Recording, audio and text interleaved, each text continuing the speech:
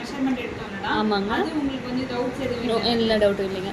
இப்போ இந்த பக்கம் வர்றது ஃப்ரண்ட்ல வர்றது உங்களுக்கு எதாவது டவுட்ஸ் இல்லைங்க எதுவும் இல்லை. வரைக்கும் அதுல வந்து எத்தனை இன்ச் நம்ம எடுக்க போறோம் அப்படிங்கிறது உங்களுக்கு நான் சொல்லிட்டேன். இதுவும் வந்து உங்களுக்கு ஈஸியா புரியுற மாதிரி நான் சொல்லிட்டேன். ஆமாங்க. ஓகேங்களா?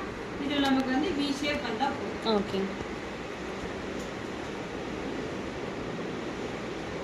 உங்களுக்கு டவுட்ஸ் இருந்துச்சு அப்படின்னா உடனே என்கிட்ட கேட்டுருங்க. சரிங்கக்கா. அப்பவே நான் கிளியர் பண்ணிடுறேன். ஓகேங்க. ஓகேங்களா? ஹேண்டிலிங் வரல அப்படினாலுமே சொல்லிடுங்க. இப்போ உங்களுக்கு இந்த டைம் எடுக்கும்போது கையோட கூப்பிட்டு வச்சு நான் ஹேண்டில் எப்படி பண்றதுங்கிறது நான் சொல்றேன். ஓகேங்க. இந்த V ஷேப் வந்து வந்துருச்சு ஃபர்ஸ்ட்க்கு. வந்துருச்சு. எத்தனை இன்ச் வரணும் அப்படிங்கிறது நான் ஆல்ரெடி சொல்லியிருக்கேன். இது அவ்வளவுதாங்க. இதை நகர்த்திட்டு சேம் இதுவும் V ஷேப் தான் வரும். சரி இந்த ஷேப்ல தான் வரணும். இது ஒரு முளத்துக்கு நான் ஊற்றணுமாக்கா இல்லை கொஞ்சமாக நான் ஊற்றினா போதுங்களா? கொஞ்சம் நீங்க வந்து அந்த நீங்க அயன் பண்ணிருப்பீங்க பாத்தீங்களா? ஆமாங்க. இந்த அயன் பண்ண அளவு உங்களுக்கு தெரியும். இது வரைக்கும் தான் நம்ம அயன் பண்ணிருக்கோம். தெரியும். அப்ப அது வரைக்கும் நீங்க வந்து கொஞ்சம் வெளிய எடுத்துருங்க. ஓகேங்க. ஓகேங்களா? வெளிய எடுத்துட்டு மிச்சம் இருக்கிறது வந்து நீங்க வந்து அயன் பண்ணி V ஷேப் கொண்டு வந்து. ஓகே. அந்த V ஷேப் எதுக்காக அப்படினா இது வரைக்கும் வரும். ஹிப் வரைக்கும். எடுத்தது. இப்போ இருக்கிற V ஷேப் அப்படினா இந்த சுத்து. இந்த பேக் வரைக்கும் வரும். ஓகேங்க. இந்த இது வருது.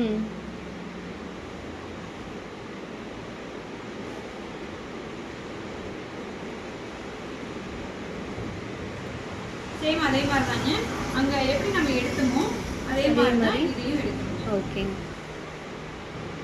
V ஷேப் வரும். சரிங்களா?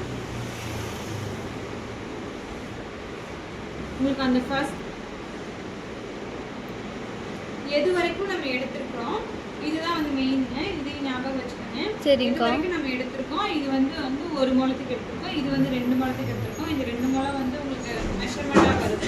சுத்து மெஷர்மென்ட்டா வருது. ஆமாங்க. இதுக்கு அப்புறம் வர்றது வந்து நமக்கு வந்து கசகசமா இருக்கும். சரிங்க. இப்போ இது வைக்கிறோம் அப்படினா இந்த இடம் வந்து நமக்கு கசகசமா இருக்குங்க. சரிங்க. சரிங்க. அதுக்கு வந்து சுத்தி வர்ற பையனுக்கு ஒரு ஈவனா ஒரு மார்க்குக்காக ஒரு பின் குத்திக்கங்க. ஓகே. எல்லாத்துக்குமே குத்தலாம். இந்த 2 முழத்தை அயன் பண்ணிட்டு மறக்காம இதுல ஒரு பின் குத்திக்கங்க. சரிங்க. வர்க் பண்ற இடம் வர்க் பண்றது வந்து எப்பவுமே ரைட் சைடுல இருக்கணும். ஸ்டார்டிங் பாயிண்ட் லெஃப்ட் சைடுல. ஓகேங்க. இதுதான் இருக்கு அப்படினா இங்க வந்து எக்ஸ்ட்ராஸ். ஓகேங்க. தெரியுமா? ஆமாங்க. இந்த இடம் வந்து இதுதான் எக்ஸ்ட்ராஸ். ஓகேங்க. இது நம்ம வந்து சுத்தி மெஷர்மென்ட் எடுக்கணும். ஓகே. வர்க் பண்ண போறது எல்லாமே எந்த பக்கம் இருக்கணும்? ரைட் சைடுல இருக்கணும். வர்க் பண்ண போறது ஸ்டார்ட் பண்றது லெஃப்ட் சைடுல இருக்கணும்.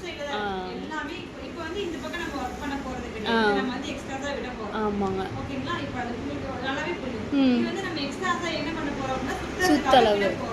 எங்க நம்ம மடிப்பு எடுக்க போறோம்னா லெஃப்ட் சைடுல இருந்து ஸ்டார்ட் பண்ண போறோம். லெஃப்ட் சைடு மட்டும் ஞாபகம் வச்சுக்கோங்க. ஓகே. மடிப்பு நமக்கு